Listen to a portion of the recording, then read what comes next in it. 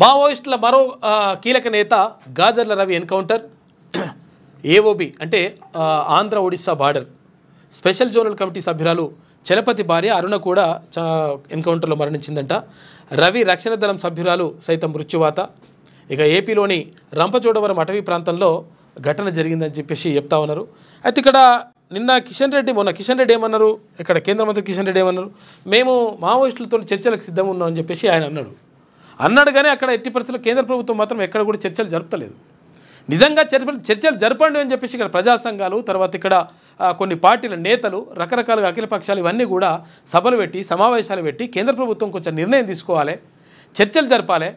వేరే దేశంతో చర్చలు జరుపుతందుకు టైం ఉంటుంది, కానీ దేశంలో ఉన్నటువంటి ఏదైతే సమస్య ఉన్నదో ఆ సమస్య పైన చర్చలు జరపడానికి ఎందుకు సిద్ధంగా లేరని చెప్పేసి వాళ్ళు అడుగుతున్నటువంటి పరిస్థితి.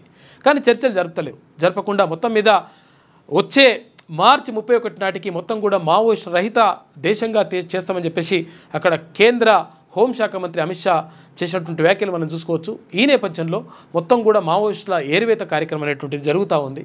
కాబట్టి ఇక్కడ చర్చలకు ఒకసారి జరిపితే బాగుంటుండేనేమో అని చెప్పేసి చాలామంది అభిప్రాయపడుతున్నారు. కానీ కేంద్ర ప్రభుత్వం మాత్రం పట్టించుకోవట్లేదు. మావోయిస్టు పార్టీకి మరో కోలుకోలేని ఎదురుదెబ్బ తగిలింది.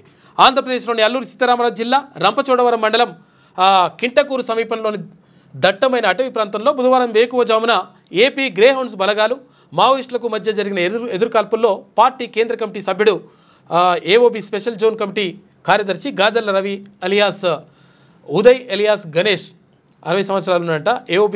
ఏఓబి అంటే Andhra Odisha border special zonal committee సభ్యురాలు విఆర్ఎల్ చైతన్య ఎలియాస్ అరుణ, రక్షణ దళ సభ్యురాలు అంజు ఎలియాస్ మాసే ప్రాణాలు కోల్పోయారు. ఘటనా స్థలం నుంచి 3 AK-47 రైఫిల్స్ స్వాధీనం చేసుకున్నారు. మరికొందరు మావోయిస్టులు తప్పించుకుని ఉంటారని భద్రతా బలగాలు భావిస్తున్నాయి.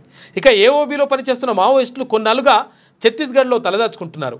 అక్కడ దాడులు నిర్బంధం అధికమవడంతో ఏఓబిలోకి వచ్చేందుకు విశ్వ ప్రయత్నాలు చేస్తున్నారు. గ్రేహౌండ్స్ బలగాలు విస్తృతంగా కూమింగ్ నిర్వహిస్తుండడంతో ఆంధ్రప్రదేశ్లోకి రాలేక మళ్ళీ వెనక్కి వెళ్ళిపోతున్నారు అంట. మొత్తం కూడా దారుణమైనటువంటి పరిస్థితి జరుగుతూ ఉంది. మరి చర్చలు జరిపితే అయిపోతుండేమో, మరి చర్చలు జరిపి మీరు అందులోకి వెళ్ళకండి, అడవులకి వెళ్ళకండి, మీరు ఏమైనా ఉంటే మేము పరిష్కరిస్తామని చెప్పేసి అయిపోతుంది కదా అని చెప్పేసి కొంతమంది అభిప్రాయపడుతున్నారు.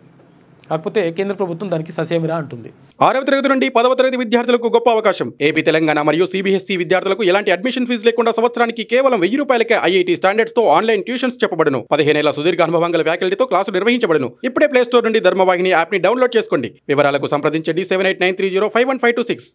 లేటెస్ట్ న్యూస్ తెలుగు మరియు ఇంగ్లీష్ అప్డేట్స్ కోసం ఇప్పుడే క్యూన్యూస్ అఫీషియల్ యాప్ ని ప్లే స్టోర్ నుండి డౌన్లోడ్ చేసుకోండి. సరికొత్త సమాచారాల కోసం క్యూన్యూస్ వెబ్సైట్ ని ఫాలో అవ్వండి. ఛానల్లో ప్రాంతీయ, జాతీయ, అంతర్జాతీయ వార్తలు వీక్షించండి.